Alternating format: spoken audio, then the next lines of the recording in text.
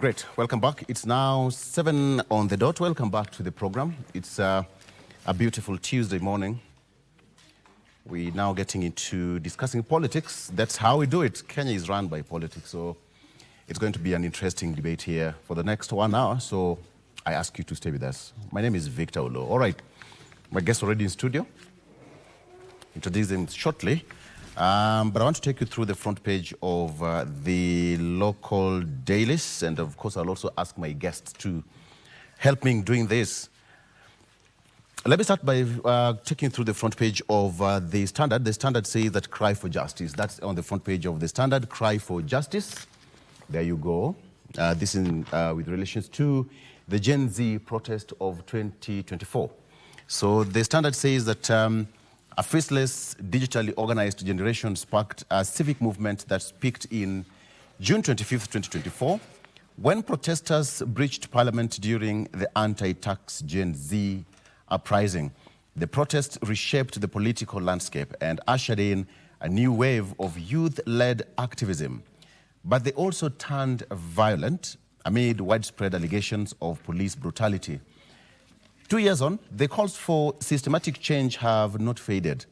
Youth groups, human rights organizations, the clergy, and opposition leaders are still demanding justice and accountability from President William Ruto's administration. That is on the front page of the Standard newspaper. Amongst some of the Gen Z demands were justice and accountability, public apology. That's what's happening. National remembrance that they seek to do on June 25th. There's also access and participation and adequacy of compensation. Remember, that was done last week. The reparation and the compensation committee is already set in place, and 2 billion shillings is already set aside for that. They're also seeking for adequate, timely, realistic, and transparent compensation with that. And finally, they're talking about guarantees of non-reparation. Some of them are actually complaining that they made a clear commitment that never again will the police kill innocent Kenyans, but in place, concrete measures to end the killings of innocent citizens. That is on the front page of the Standard newspaper. And of course, when you take a look into the inner pages, quite related to that is that unfinished business. Anniversary rekindles Gen Z's push for change. That is what I have here. And finally, there was a case of Martha Karua being deported from Uganda yesterday when she landed for the hearing of Kizza Besigye in Kampala. But then Karua arrived in Entebbe International Airport aboard the Kenya Airways flight alongside Law Society of Kenya President, that is Charles Kanjama. And the delegation had traveled to Kampala to attend the bail hearing of Arias Lukwago, who represents the country's opposition figure Kizza Besigye. And they were all deported back. And of course, the Ugandan Law Society also condemned that, together with the Kenya counterpart, Law Society of Kenya. That is on the front page of the Standard newspaper. I have to toss it over to Anthony Gitonga. Anthony, good morning. Good morning, Victor. You can take us through the front page of the Daily Nation. Go ahead. Very good. Good morning, and thank you for this opportunity. So as we see the Daily Nation, we see the headline is Puzzle of Ruto Cybersecurity. I think here is really about the controversy on this particular agency that is being established. As you'll be able to see, President Ruto has established the National Cybersecurity Agency, which is packed with security chiefs through an order published in a special issue of the Kenya Gazette, but a seemingly routine executive action that has sparked controversy. All right, queries emerged about the procedure for Parliament approval of the regulation anchoring the agency and its sweeping mandate. I think here the issue is really how is this going to be implemented? Yes. And how does Parliament come in to be able to do this? And what are the do's and don'ts? And what is clarity about it? Because remember, we also headed to very sensitive times. And social media is going to play a very pivotal role. Yeah. So I think the questions that everybody could be asking. This is tied to the cybersecurity and data protection. Correct. Yeah. So I think what has been established now is the agency to be able to implement the cybersecurity strategies in our country. Yeah. Okay. Yeah. Very good. Mheshimiwa, Dr. Anthony Gitonga, I beg your pardon, he's a doctor, so I think it's also important to mention that. Mheshimiwa, Honorable Francis Mwangangi is the Deputy Governor of Machakos County. Mheshimiwa, good morning. Good morning. Please take us through the front page of The Star. Thank you for the invite. Karibu sana. Asante sana. Now, on The Star, there is the main topic. Yes. Is Tibet boom. Talking about 1.2 million entrants who have enrolled to these institutions. The Tibet are technical institutions. Yes. That for those students who might not be entering to universities, or they are even some of them might have attained even degrees, but they want technical skills. They join these institutions and acquire those skills. What's the amount there on this? They are talking about 1.2 million as help funds, 823 Kenya students. That's yes. Tibet boom. Entry yes. is 1.2 million yes. as help funds, 823 students, 1,000 students. That's not a bad one. Yes, and then there is also Kalonzo borrows from Obama's playbook in 2027 State House. There's a reason why I gave you that newspaper, intentionally, because of that. Because of that. So here we are seeing President Barack Obama was America's project for White House run way back in 2008. It is the same style that this leader is applying to ensure he is people's project ahead of next year's general election.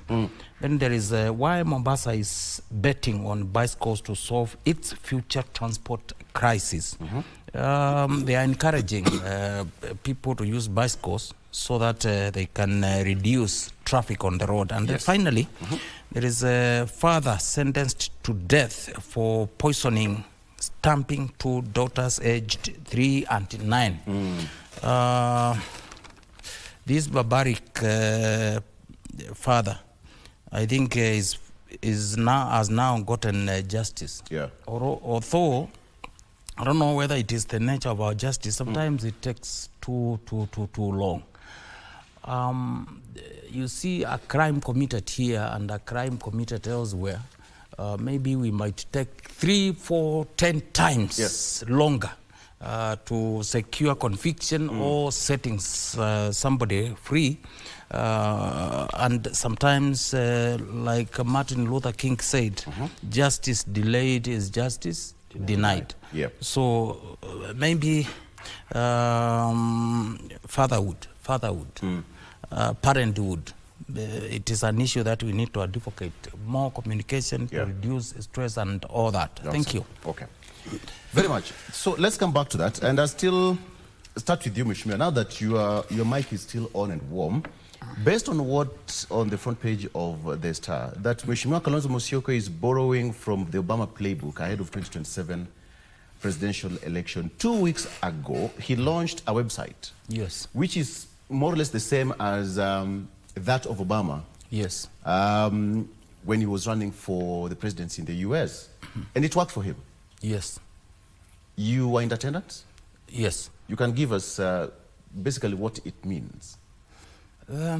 Basically, actually, the main thing is engaging, ensuring every Kenyan, everyone who minds about the welfare of this country is involved. Yes.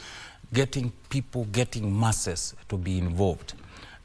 Two is, I don't know why, of late you hear people talking about myself, saying this, we have to do this. it is not about you when you are in a public office. It is about the country. It is about the area you represent.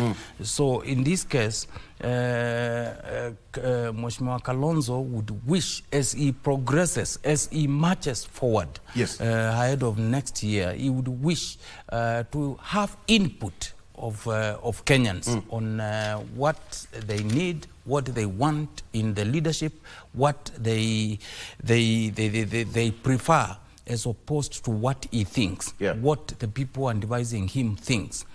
Decision making is a process that needs to be involved, because when you are in a public office, you are holding that office in trust. There are people who elected you to that office, and you need to ensure, first and foremost, carry their aspirations with you and ensure you execute those aspirations as per the constitution of the country. So it is not somewhere where you go and execute your thoughts, your ideas. No, it must be people-led. Yes. I mean, when you look at that, Dr. Yes. I just want to come back to the other sides of Kenyan politics. And of course, when you see, based on what is there, it seems that Mheshimiwa Kalonzo Musyoka is trying to catch up with the time. We are in this digital era. So, almost on a scale of 1 to 10, almost everybody randomly will find 9 people are on their phones.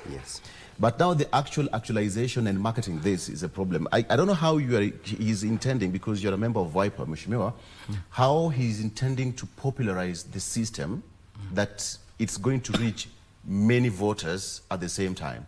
You'll help me understand that later. But what do you make of that? I mean, it's quite interesting that our Kenyan system and American system is more or less the same. Yes. No, I think it's a very good way to start. We must appreciate that technology is going to play a very important role in the coming elections, all right? And especially now, as you continue saying that the Gen Zs are going also to play a key role. The young people we have the numbers when it comes to the young people, the new voters. So I think His Excellency Kalonzo Musyoka is trying to start right, which is quite a welcome move to take advantage of that technology and to really position himself as that digital candidate, and be able to that will be able to resonate also with the new voters. So it's a very welcome move, but you must also understand that internet also has really the pros and cons. The digital team needs to be very proactive, so that again it doesn't turn to work really against him. We have seen in many other cases where if that system is not properly handled, it could end up also through cybersecurity, through cyber attacks, phishing of information, and it's going to be very critical information that is going to be stored in that particular website. If people are going to register, if there's going to be sensitive information about the Wiper leader. So in terms of really protecting that space, I think is something that the Wiper team needs to be very keen on. But it's also important to mention that I am in DCP party, and technology, we also appreciate the role of technology, and we're also getting ourselves prepared. Of course, really working closely with the Wiper team. We fully understand that before we can win an election in 2027, that election will first be won online. It is online that we create perception. It is through online that we're able to counter propaganda, from different sources. It is through online that we're also able to relay the correct information through websites. Mheshimiwa Das Mukatano, who is the senator of Tana River, he sent me a message some time in the night. He'll be here shortly. Okay, so let's just come back. Mheshimiwa, when you look at all this, there is an implementation gap. I'm asking this because when you look at what the elections were in 2002, 2007, we are now in 2027, there's a lot of evolution that have taken place. What happened in 10 years ago is definitely going to be so different. What do you think is going to be different based on actually what you also experienced in the last election and you're most likely to experience in the next cycle in 2027? A number of things. One is the application of technology. As Dr. has said, of late, not everybody can assemble in Uhuru Park. and listen to our leaders, articulate their ideas and their policies. Once they are in power, what they will implement. Right. But you need a system that is all inclusive, a system where people can contribute from wherever they are. Yes. And I'm talking of contribution of ideas. There was 10 years ago, technology wasn't an issue. Yeah. We had not so much informed population as it is today. Nowadays here, you can make a comment here, and it goes viral globally, not even in this country. Somebody in America could be watching this program. Somebody in New Zealand could be watching this program as we debate here. So there is a lot of changes, particularly technology-wise. There is a lot of changes, particularly on how our people are involved and informed. Wanjiku awareness. Yes, there is also a lot of changes when it comes to the country's governance. The way people understood their rights then is not the same as today. The involvement of our young population, we saw during 2024 Gen-Z protests. Yes. You saw technology played a central role. Absolutely. So there are a lot of changes that were not there 10 years ago and are there, and they will continue evolving, they will continue changing. So it is incumbent of the leaders to ensure they change. Now, allow me to comment something on the Kalonzo-Obama playbook. I think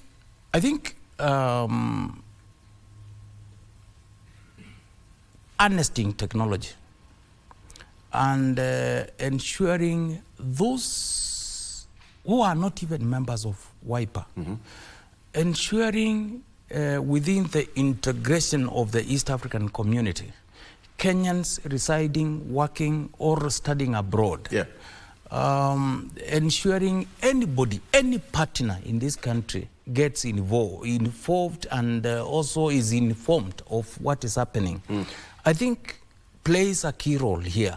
And what the WIPA Patriotic Front leader is trying to achieve is we want to ensure when it comes to decision making, it is something which is well researched. And as our brothers and sisters in DCP say of listening to the ground, you ensure the ground is listened, incorporated, and they are part and parcel as we move forward. True. That is very important. Yeah. There is another aspect. In Kenya today, if as a deputy governor,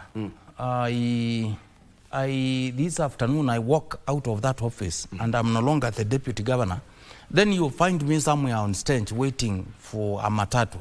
Whether it is on my own volition or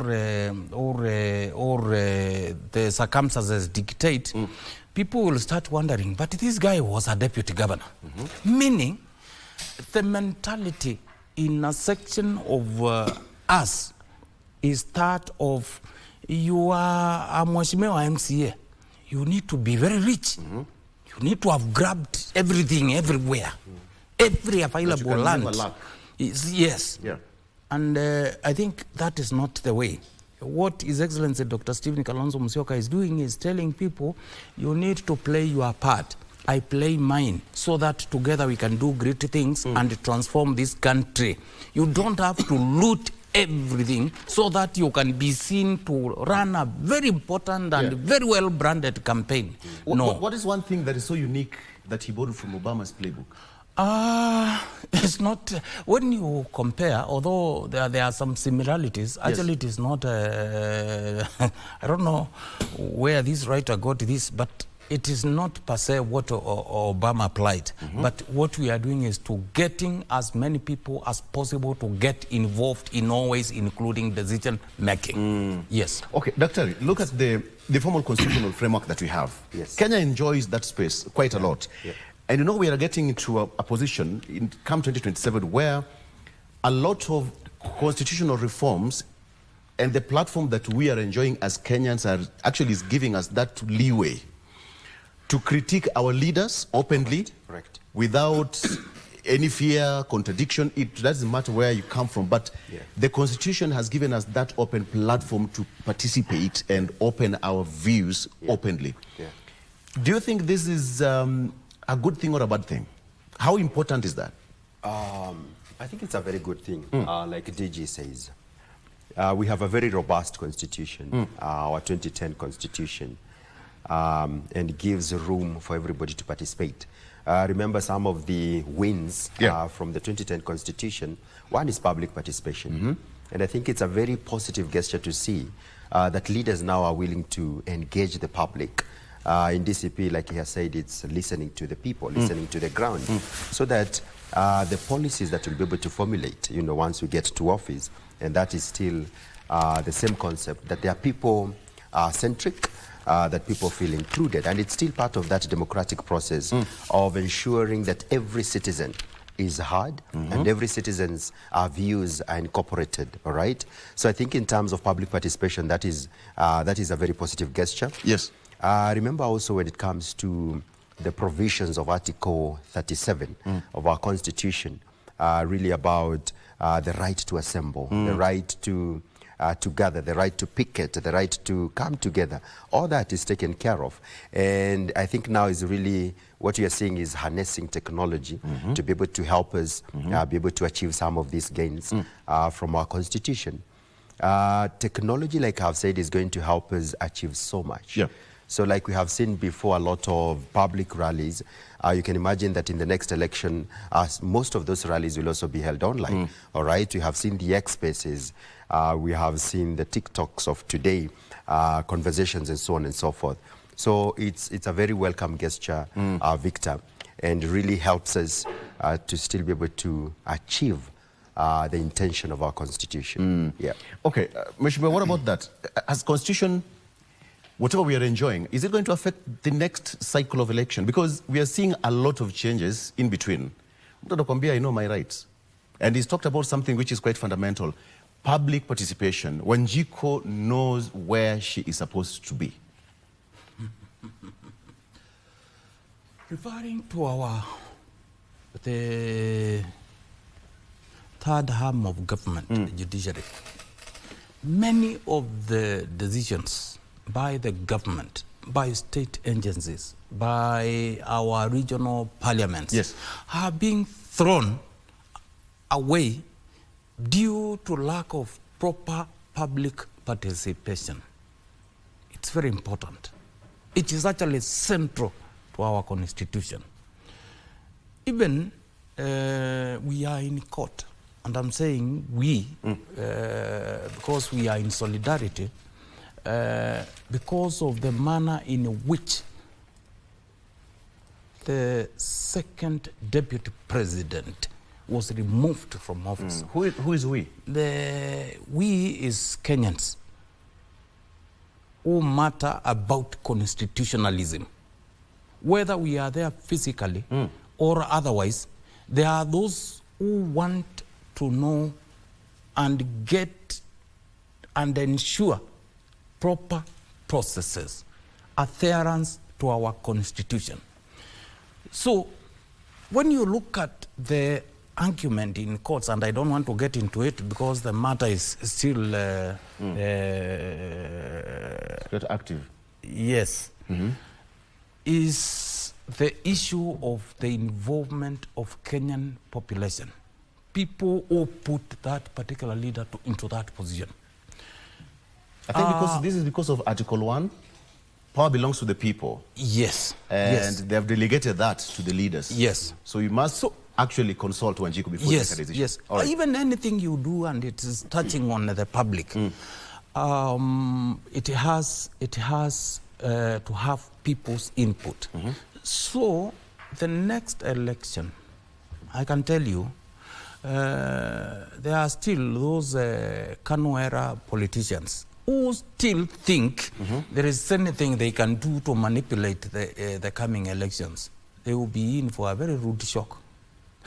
I quote a certain leader, I don't know who in 2002, even when it was obvious that the third president of the Republic of Kenya is Emilio Moi Kibaki, they were still enjoying tea in State House, thinking Moi will do something to change the situation. I will tell you, the next one, I think by 6, you will be seeing some declarations which will be authenticated by the IEBC this time round, courtesy of technology, courtesy of the changes that are happening, courtesy of people's appreciating and knowing their rights.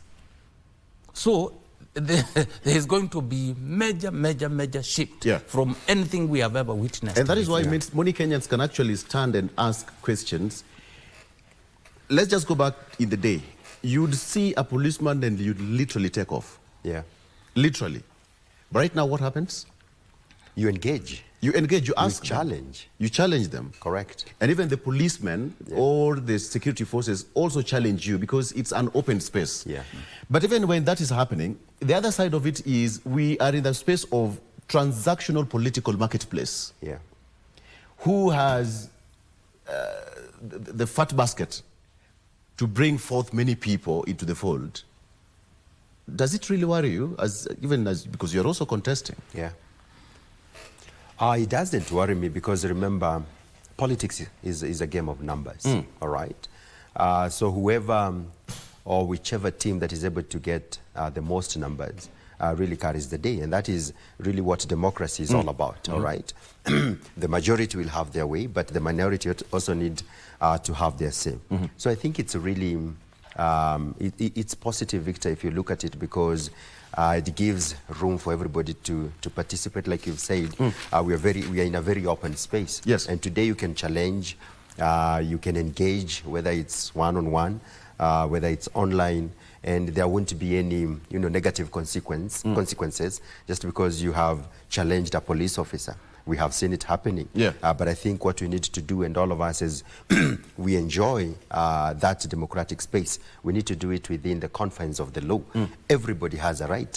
And we are told that where your rights stop is where my rights begin.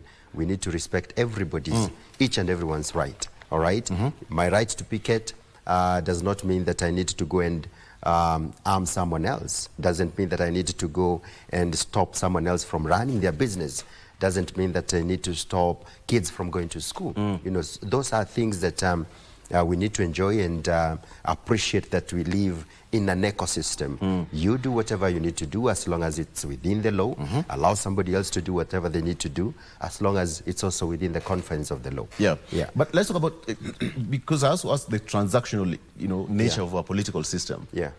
It's going to play a very key role as we head towards 2027. It's like we are more of in a marketplace. That the highest bidder will grab it. Wishima, do you believe that? You know what I'm talking about?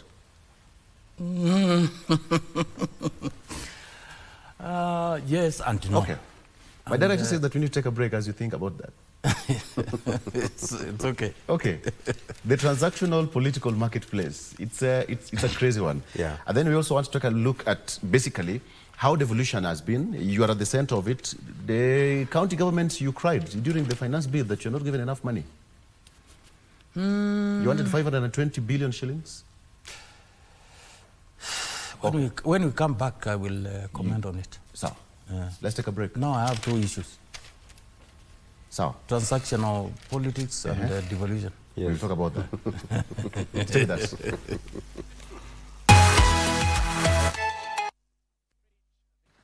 All right, welcome back. So let's continue this. The discussion still continues. The many sides of the Kenyan politics. So, Bishima, I asked two questions. One, let's start with the first one. The transactional political marketplace. How it's affecting our political temperature and the landscape generally. I take that one to mean three issues.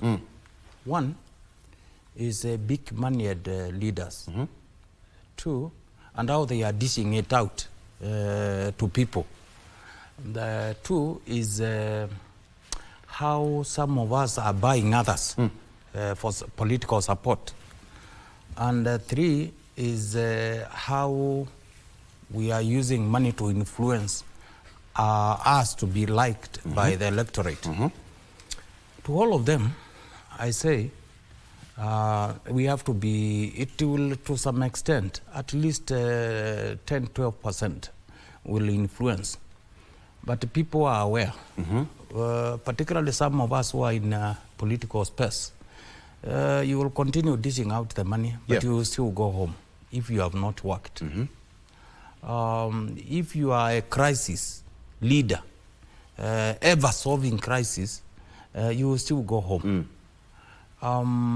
If you have no idea, but you have the power of money, and you think you can buy yourself to leadership, because of the nature, you know, as you dish out the money, people are debating online. And laws are being passed. Yes. Last night, we had a global meeting online where Europe, America, everywhere, people, this council, European Council of Foreign Relations, there was issues we were debating because there is an ongoing meeting that is currently ongoing about Africa and the world vis-a-vis the impact of the just concluding America-Israel versus Iran war and the impact of that to the international economy. Now, that is global. People are debating globally without moving from where you are sitting. So, as you continue trying to buy your way, I will tell you, those transactions, the population is able to discuss and paint you to who you are, not what you are trying to paint yourself to them to be. I'll give an example. There is this concluded finance bill that was being voted in Parliament. Yes. Almost 200 MPs skipped.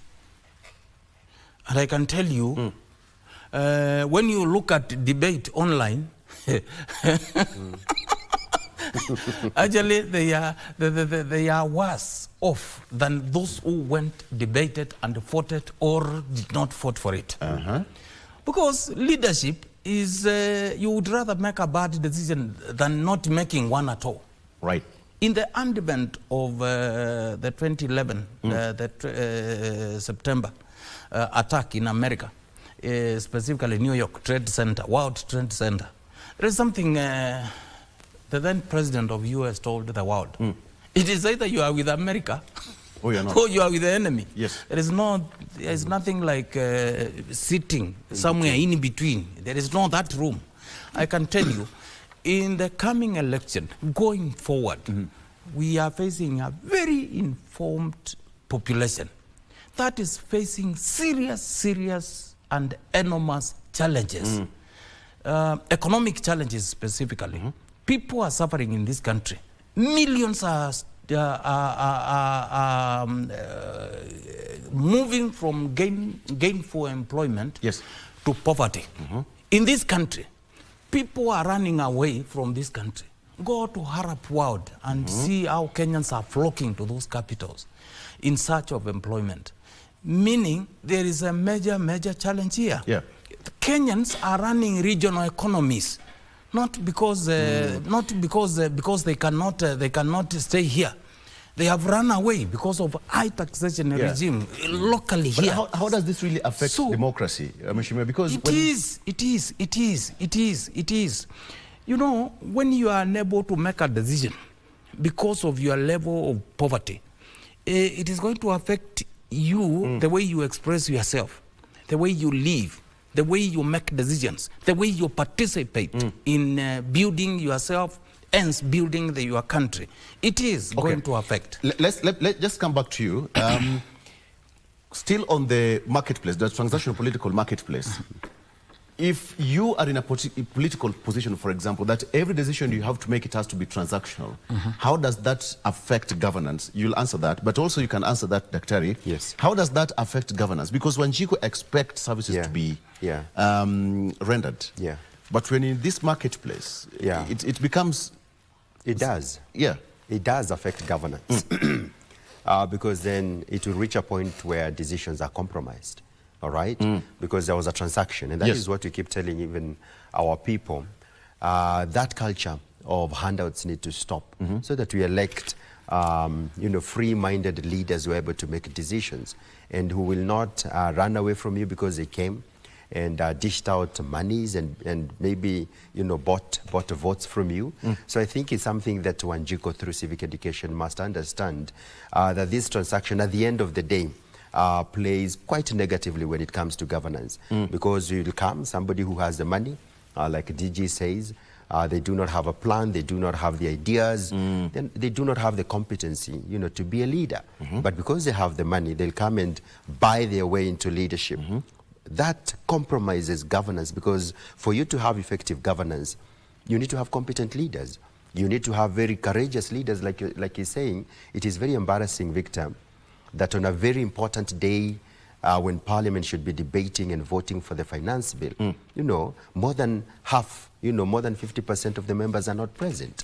That compromises governance in itself, because even if that particular bill passes, we appreciate that it has not been voted even by a simple majority, because a simple majority was missing from the House.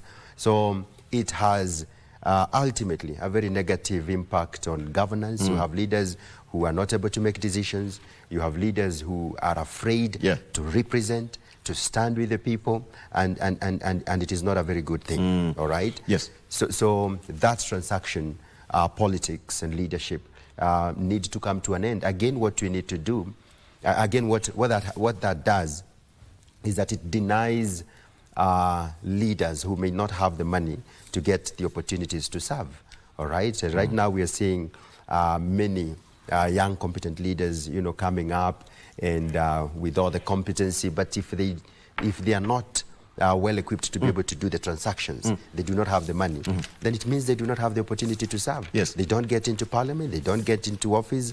Ultimately, what that does is that our decision-making processes as a people and through government will be compromised. Okay. Yeah. Bishop, I'm getting a question here. Just before you answer that, you've been a member of Parliament before. Yes. What happens when members are absent from Parliament and there's a voting taking place? What normally takes place? And where do they stand? Those who abstained, does it mean that they voted yes or no? The 200 of them, where do they stand? First, let me tell you something. The interested parties, particularly who are going to be affected by the legislation, sometimes they can finance that absence. Correct. You are well taken care of. As people fought, you are somewhere being massaged by some fellows, somewhere in either Naivasha, Kisumu, or Mombasa. We're just in the cafeteria there. Yes, no, cafeteria, no. Dubai. Somewhere.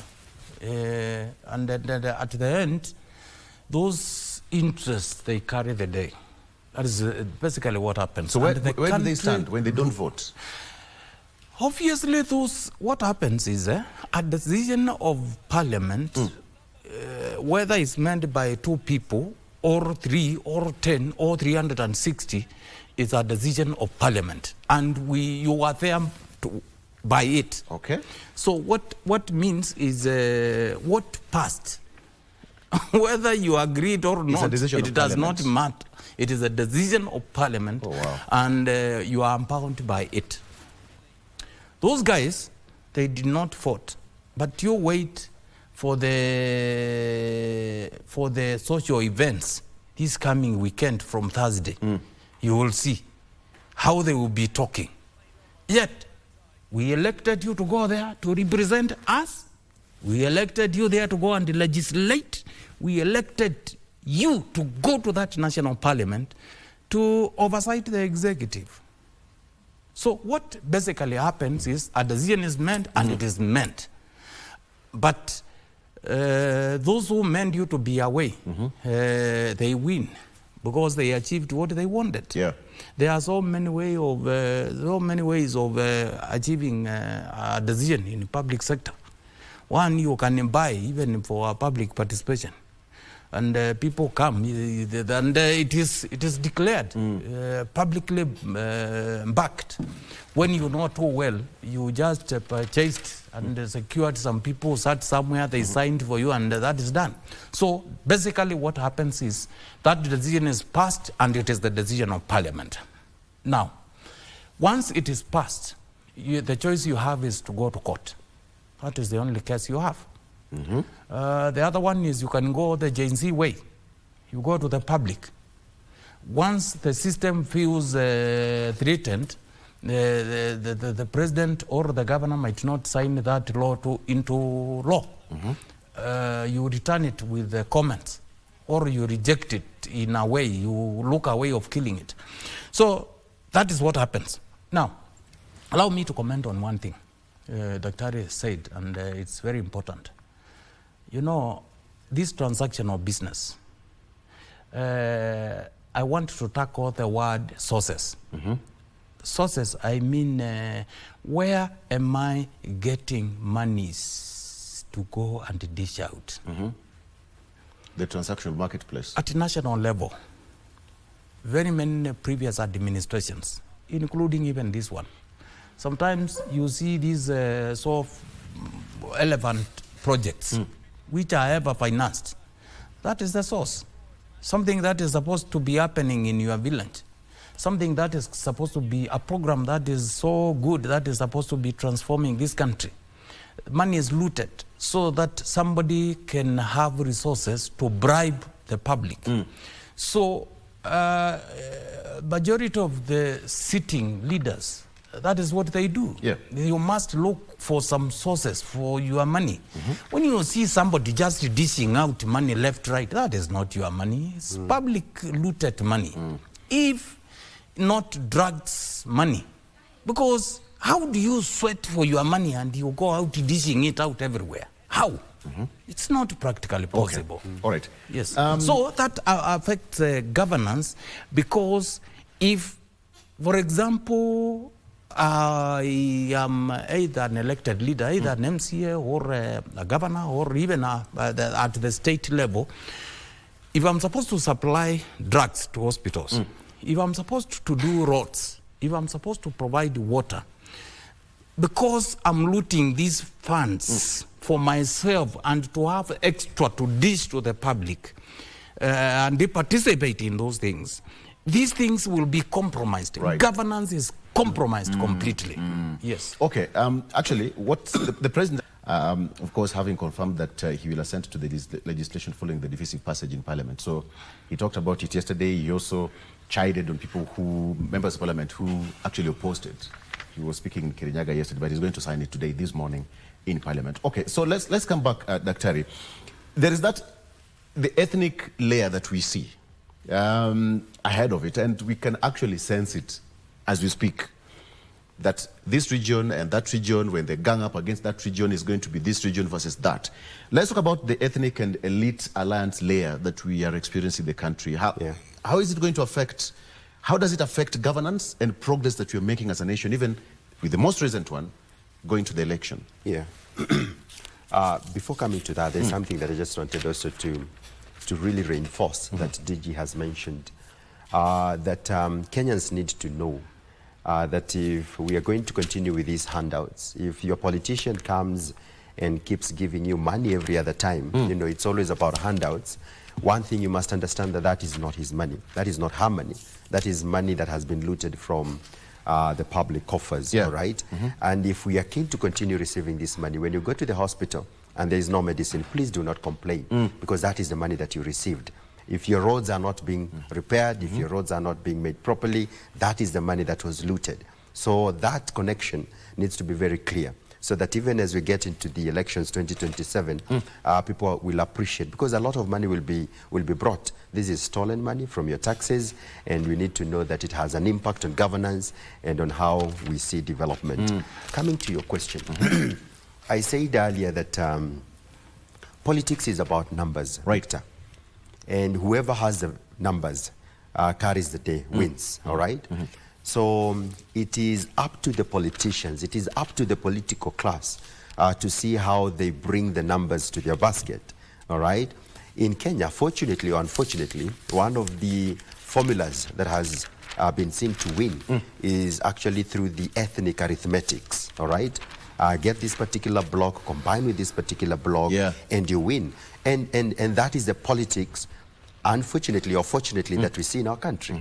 It has been there for many years. It will continue to be there because at the end of the day, all of us belong to some tribes, all of us belong to some regions. How does it affect governance? One is that you'll continue to see some parts of the country being more developed than others, all right? Because if it means that this particular block is the one that came out fully to form government, then what I would call their shares in that government are likely to be more, all right? If that happens, then that particular government or that particular administration.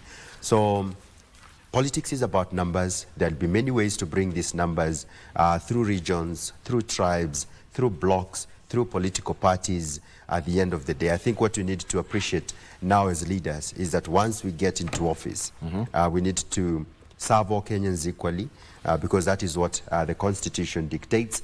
Everybody has a right to development. Everybody is entitled, to live comfortably, as government needs to provide the basics, all right? So that is what we'll continue to see.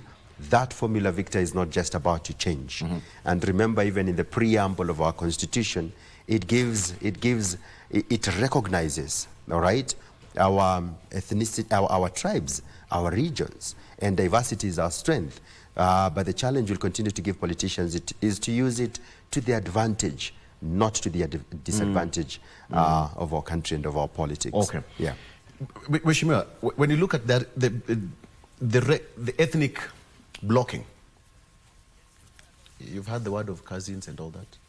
Yes. What does it really mean in politics?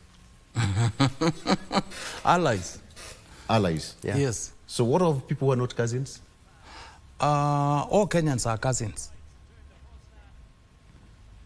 All Kenyans who do not subscribe to looting, mismanagement of their public affairs, who value rule of law, who respect human rights, who observe democratic principles, those are cousins, are allies, because they want a better country, a country that is prosperous.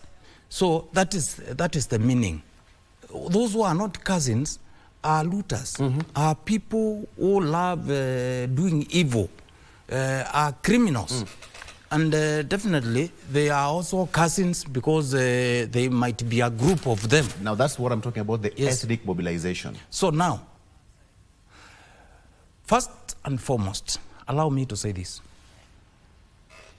African politics, it is proven through various researches and studies that politics is played. When you hear the term politics is local, it means, it might not mean per se but the needs, the aspirations of that particular, whether it is a ward, the needs of that particular ward might not be similar to another one. So it is local. What are their challenges? Okay? African politics, going back to that point, is mobilized through local communities. Every African community, if you go, they will tell you, we know who our leader is. Just like it's in religious. Yeah. If you are a Catholic, you know the hierarchy, you are priest, you are bishop, you are archbishop, you are cardinal, you are pope. It is clear. Yeah. If you are an AIC, if you are an Anglican, it is the same. So when it comes to politics, the ethnic comes in because there is that line. Victor, we are three of us, and I believe all of us are family people, unless one of us is a priest or has decided to be single for his own reasons. But we also come from families.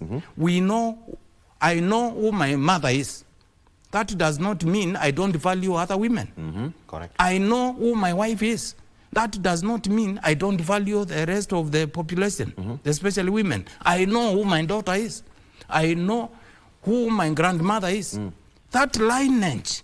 And when you come to biblical, we know the basic unit of family is that nuclear family, which is ended by, is placed there by God.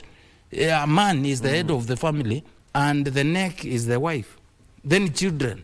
So politically, when people mobilize ethnically, and we know who our leader is as a community, it should not be a crime.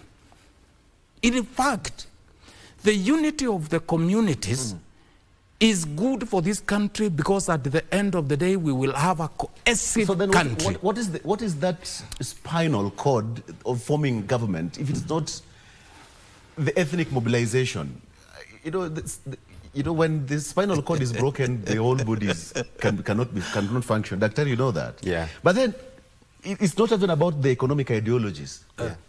So long as this community can come with this community, form numbers together, you have got this together, then you are good to go. Victor, let me take you back to 2002. I'm saying so because at least, although I was still in school, but I had an understanding why people were voting. It was not the question of removing a Moi Akalejin and bringing in a Kikuyu in the name of Emilio Mwai Kibaki. No, it was not the reason. It was about the issues and the change that this country wanted. Yeah. Okay? Yeah. But give it to him. Mwai Kibaki came from a family, came from a community, and for that matter, is a Kenyan citizen. Okay? So, if you can get that arithmetic and get it, it is political game. You know, if I get this one, and I add this one, and add this one, you will make it, play by it. Okay. And use it in a good way to transform the country, not to exclude others. Okay. Okay? You know, you talked about... So, in this case, yes. Remember, I take viewers to the 3 meetings, the 3 persons meeting in Serena. This was the late 2 gentlemen and a lady who is there. The late Emilio Mwai Kibaki, the late Kijana Wamalwa, and Charlie Tegiro. They started by taking tea in Serena. And it continued until they built a movement that vanquished Kanu from power. Yeah. So in this case, if you can use it and ensure stability of the country, progress of the country, proper laws, by the way, here, I challenge anyone viewing us, anyone watching us, including this panel, what President Kibaki achieved out of that tea breakfast, in a weekly breakfast in Serena, has never been achieved by any leader before, and we will take time for others to come because of the destruction that has been done by this administration. Do you know why I'm keen on that statement? Yes. He wants to fill the shoes of President Mwai Kibaki. I wish him well. And that is why I didn't want to interject. I hope you just got the point clearly, Dr. Yes. No, I agree. And, right? and I've said it before. Yes. I want to agree that politics are very local, Victor. And he's explained it very well. You know, politics are very local. And in politics, we have the end and the means. Okay? There is a certain school of thought that will say the end will justify the means. Others will say the means will justify the end. All right? But at the end of the day, it's first to see how do you win government? How do you make sure that you win the power to be able to run government? And that is the arithmetics we're talking about. And there is no harm at all if these particular blocks are going to come together, the numbers, all right, to be able to form government. And once you form government, then governance is really for everybody. Yes, it is true. DG is aware that I'm running to be member of parliament for that constituency. and I'm seeking to try and fill the very big shoes of His Excellency Mwai Kibaki, who served as our president 2002 to 2013. Of course, those are extremely big shoes. But I think what is important is to learn from his style of politics, from his way of engaging people. Emilio Mwai Kibaki was very inclusive, all right? He brought everybody together. All leaders felt that they were contributing positively to his government. Kenyans felt the impact of his government because the policies were very inclusive. And then he separated, which is also very important, politics from governance. Politics helps you to form government. Once you're in government, then you exercise governance and you exercise that administration to be able to run a country fairly. You remember Victor, some of his policies, and I want to agree totally with DG that perhaps he's one of the best presidents we've ever had, and we'll continue to read about Mwai Kibaki for many years. His style of politics, his way of looking at things, his inclusiveness nature when it comes to bringing all the leaders together. But I want to draw our attention to two key policies that we still see today. One is free primary education. All right? He was very keen to say that education is a game changer. Before we can talk about anything else, let us ensure that every Kenyan child has access to basic education. And you'll be surprised that the Gen Zs we see today, you know, the awareness we see today is as a result of the free primary education. Because now our generations are empowered, they are educated, and they have that very free space to be able to engage. Number two, which has largely been eroded, is the zero tolerance to corruption. All right? We saw the goodwill back in the day to fight corruption. All right?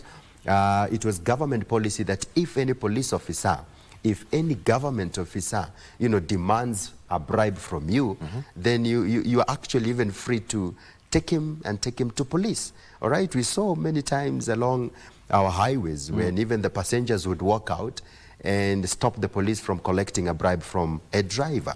All right? We saw many leaders who were actually arrested and prosecuted because there was goodwill to fight corruption. Today we don't see that.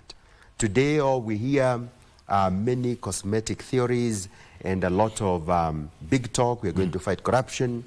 We are going to prosecute, but there is no action at all, Victor. And those are the comparisons that we'll continue to make. So drawing from that, that is why I'm inspired, because of that is home, to run as Member of Parliament and continue with that legacy of His Excellency Mwai Kibaki, not just from a constituency level, but also through the county and also through the country at large. Because that legacy of a leader who is inclusive, that legacy of a leader who thinks about people first needs to continue. Mheshimiwa Mwangangi, Mwai Kibaki would say, haya basi, hiyo sasa imetosha hiyo. Haijatosha? Kijana hako sawa. No, for him, I think I wish him well. Thank you. The Dr. best of luck. Thank you, sir. Okay. No, you know, you asked a very important question. And before we get out of it, the issue of marketplace, the issue of mortgaging our money, the issue of ethnic mobilization. You can use it, but once you are in power, you ensure you govern the entire country. Correct. You ensure you are inclusive.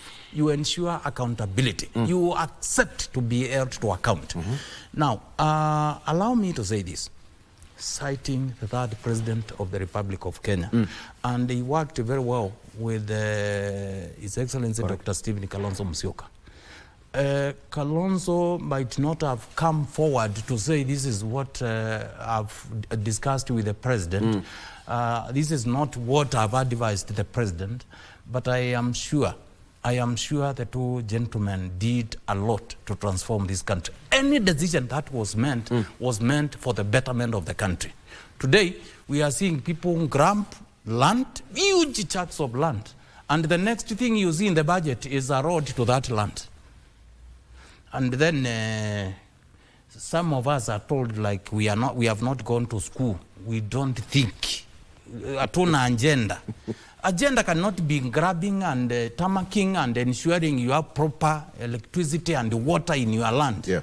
just to get you gain a lot from the sweat of millions of Kenyans. That is not what public service is all about.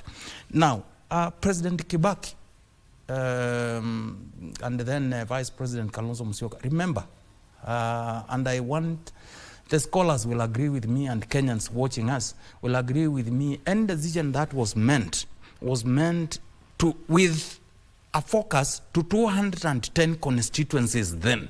I'll give an example. It was during then, on top of what Daktari has emulated, it was during then that we witnessed money for roads in each of 210 constituencies. It was then that there was eye scourge of AIDS. AIDS money was sent to constituency level, and DCs were meant to form committees under the directorship of the medical personnel to fight the scourge. Then it was then electricity money was sent at the constituency level. It was then that CDF was enacted during Kibaki's time. So when you look at the policies then, and maybe after exit of Mwai Kibaki, what has been coming, you don't understand whether we are running a country or a section of the country. Yeah. I think we need to learn from where we left with President Kibaki, and that is why I'm unashamed. I'm not shameful to say, I think we have the person who remained in the name of Kalonzo Musyoka, who can pick it up from there, perfect what they did with President Kibaki, transform this country, and become the powerhouse of this continent. It is doable. Kalonzo will save devolution. President Kibaki implemented devolution before it was enacted in 2010 Constitution. Because when the budget of the country covered the whole country in the name of constituencies. And then that ensured economic activities in every part of this country. Opening of ideally areas that were not covered in which were not seen to be productive and which were neglected for the better part this country has existed. So we need to go back to that policy, and the way to go. And may God rest the third president into eternal peace. Because he brought devolution, which we are trying to kill as a country. Because, Victor, today's media, you can see from report, Auditor General's report, it is telling us as a country annually, we are losing over 600 billion to corruption. It's not me. It is a government-backed and a public-financed agency which has facts telling us, look, you are losing. Assume that money goes to devolution. I'm part of the people who say devolution should be 50-50. With a view to 30% remaining at national level, 70% going to countrywide, so that we can continue generating more. You've talked about the Auditor General's report, 600 billion shillings, and I'm looking at what the governors were demanding the next financial year. Yes. The governors were demanding 534 billion shillings, and you're only given 420 by the Treasury. The allocation was capped to 420 billion shillings. So I would imagine 600 billion shillings given to the more county. than enough. Yeah. I'm just imagining. Okay. No, Victor. Not given.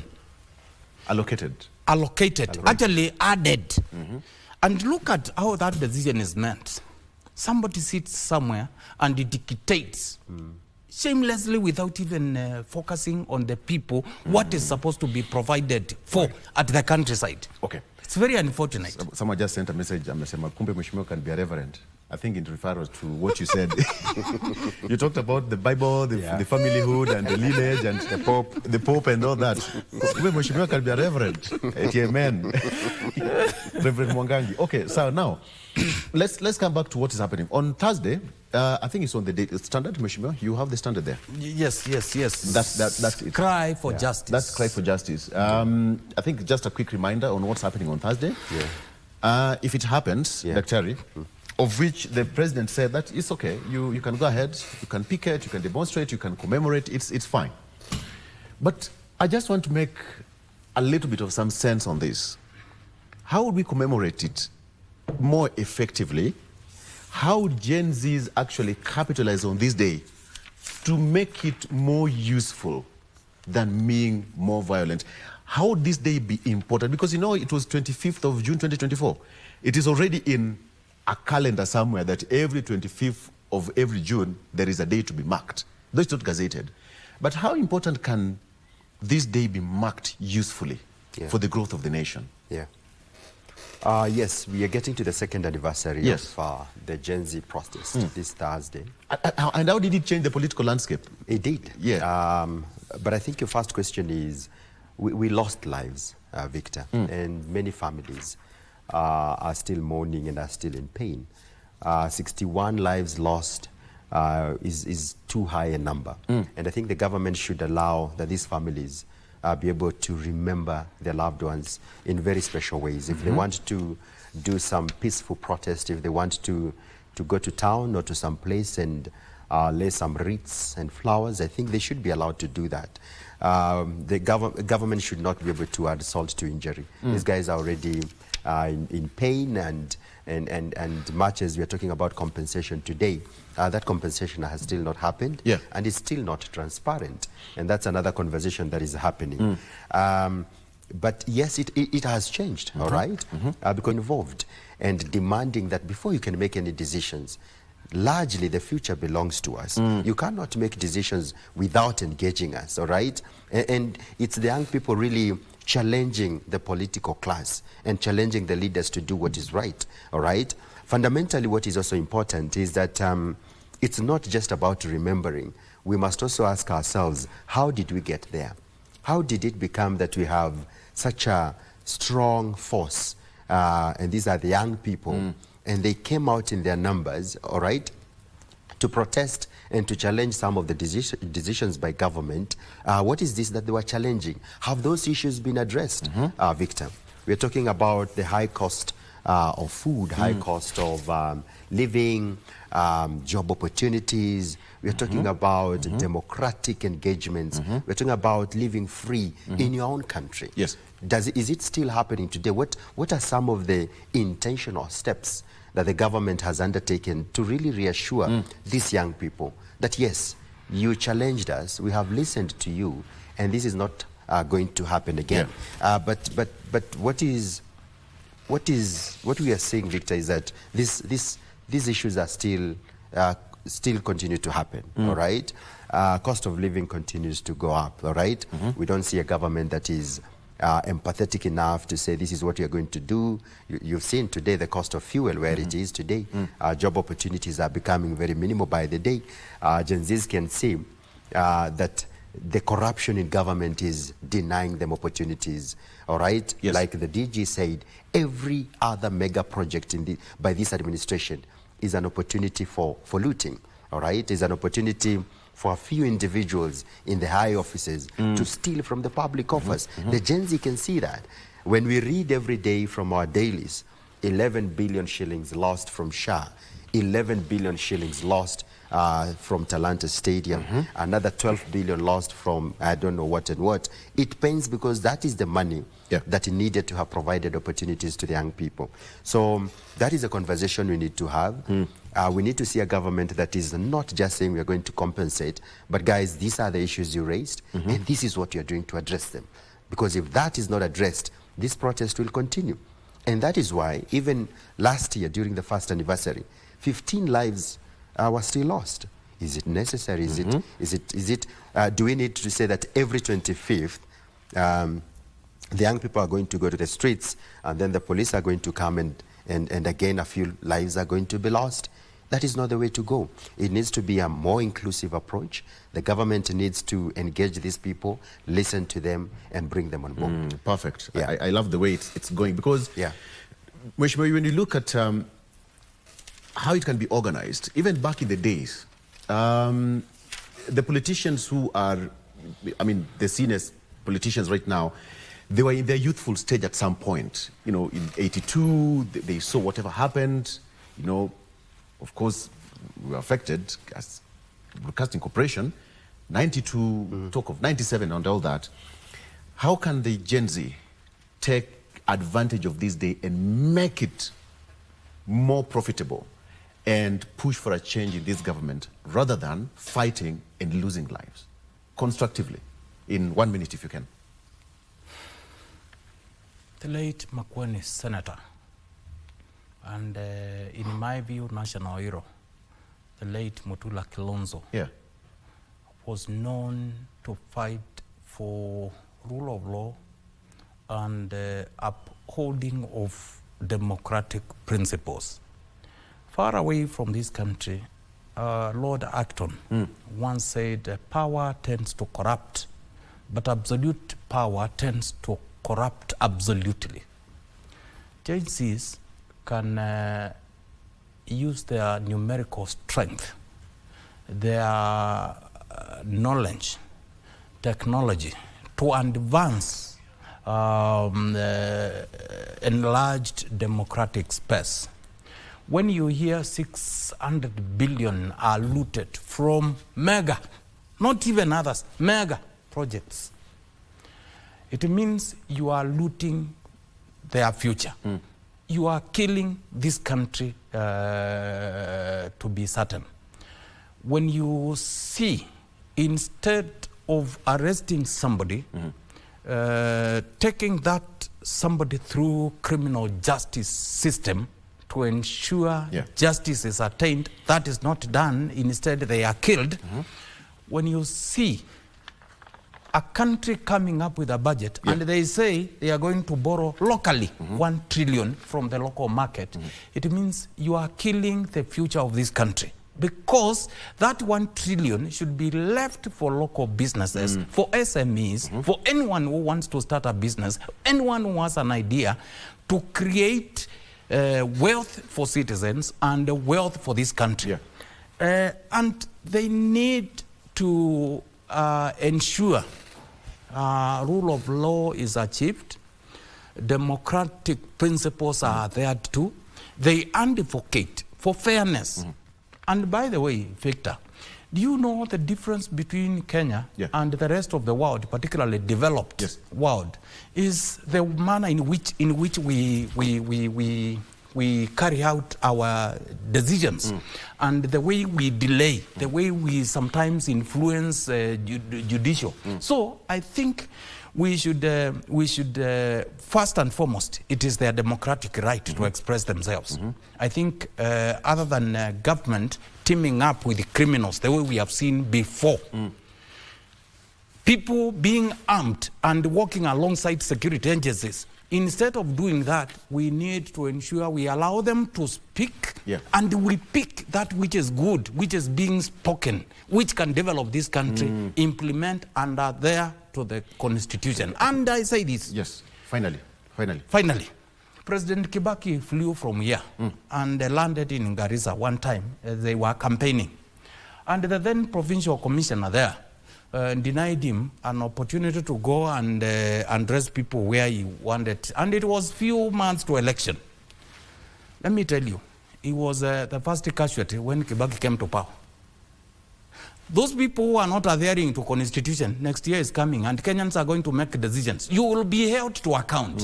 You will be held to account. Okay. So please, let's stick to the constitution. I love the way you're putting it. And just a reminder, if the Gen Zs would just come and mobilize on that particular day, organize yourself, collaborate, and have your voice heard constructively, you can form a very serious force.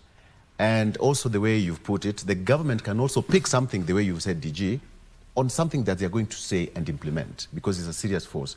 You know, we had Gen Z's way back in the 82, 92, 97, 2002, 2007, and right now we have another cohort of Gen Z's who are very powerful and they have got a very strong support base when it comes to politics. All right, I think we have to stop it there, gentlemen. We've done 1 hour. It has been an amazing discussion. Today we've not done this, but it's been more of education. Yeah. Asante sana Daktari. Thank you. Dr. Anthony Bitonga, who is a political analyst, also running for parliamentary seat in Othaya constituency. Still, wish you all the best. Thank you. Mheshimiwa Francis Mwangangi, Honorable, representing the good people of Machakos. Asante sana. Thank you.